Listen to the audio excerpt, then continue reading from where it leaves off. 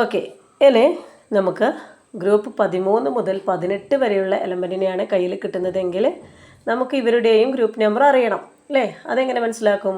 നമുക്കറിയാം, ഇതേപോലെ ഒരു ബോറോൺ, കാർബൺ, നൈട്രജൻ ഓപ്ഷനൊക്കെ നമുക്ക് കിട്ടുകയാണെന്ന് വിചാരിക്കുക.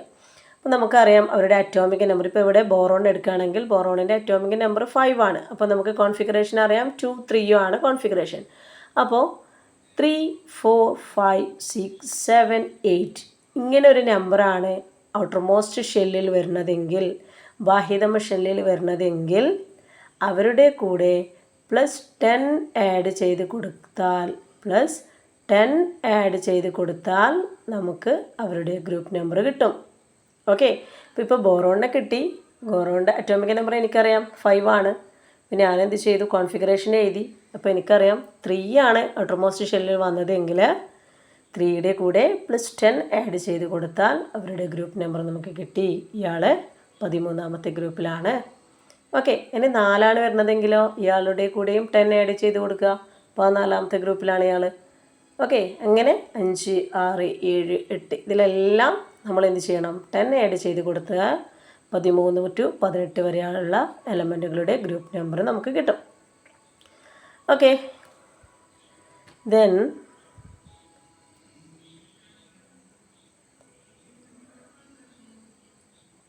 ഇവിടെ കുറച്ച് എക്സസൈസും കാര്യങ്ങളൊക്കെ കൊടുത്തിട്ടുണ്ട്. ദെൻ ഗ്രൂപ്പ് നമ്പറിൻ്റെ കാര്യമാണ് നമ്മൾ ഇത്ര നേരം നോക്കിയത് അല്ലേ? ഇനി എങ്ങനെയാണ് പീരീഡ് കണ്ടുപിടിക്കുക?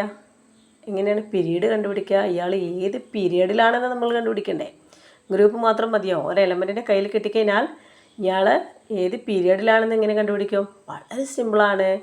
The total number of shell in, അതായത് ആ ഒരു എലമെൻറ്റിൻ്റെ കോൺഫിഗറേഷൻ എഴുതുന്ന സമയത്ത് എത്ര ഷെല്ലിലാണ് ഇയാൾ ഉൾപ്പെട്ടിട്ടുള്ളത്, അതായിരിക്കും അതിൻ്റെ പീരീഡ് നമ്പർ എന്ന് പറയണത് അല്ലേ? ഇപ്പോൾ ഇവിടെ നോക്കുകയാണെങ്കിൽ നമുക്കറിയാം ഇയാൾ ബെർലിയം 2 അല്ലേ? അപ്പോൾ ഇയാളുടെ എത്ര shell? K shell, L shell, 2 shell. അപ്പോൾ ഇയാളുടെ പീരീഡ് എന്ന് പറയുന്നത് ഇയാളെ 2ാമത്തെ ഗ്രൂപ്പിലാണ്. മനസ്സിലായല്ലോ?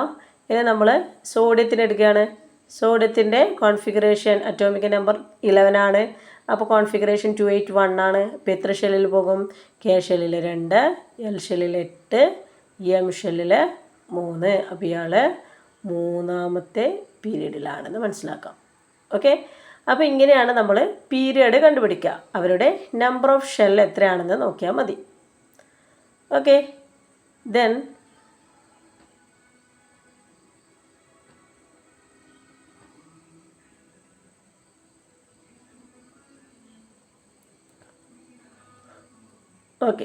The elements of A group, അതായത് നമ്മൾ 1 മുതൽ 8 വരെയുള്ള ഇലക്ട്രോണുകൾ അടങ്ങിയിട്ടുള്ള അവരുടെ ഔട്ടർമോസ്റ്റ് ഷെല്ലിൽ ഇലക്ട്രോണുകൾ അടങ്ങിയിട്ടുള്ളതിനെ നമ്മൾ റെപ്രസെൻറ്റേറ്റീവ് എലമെൻറ്റ്സ് എന്ന് വിളിക്കും. ഓക്കെ, അതായത് മെയിൻ ഗ്രൂപ്പ് എലമെൻറ്റ്സ് എന്ന് വിളിക്കും. അത് ജസ്റ്റ് ഒന്ന് ഓർത്ത് വെച്ചാൽ മതി. ഇനി നമ്മൾ നോബിൾ ഗ്യാസസിനെ പറ്റിയിട്ടാണ് പഠിക്കാൻ പോകുന്നത്. എന്താണ് Noble gases? Can you hear this?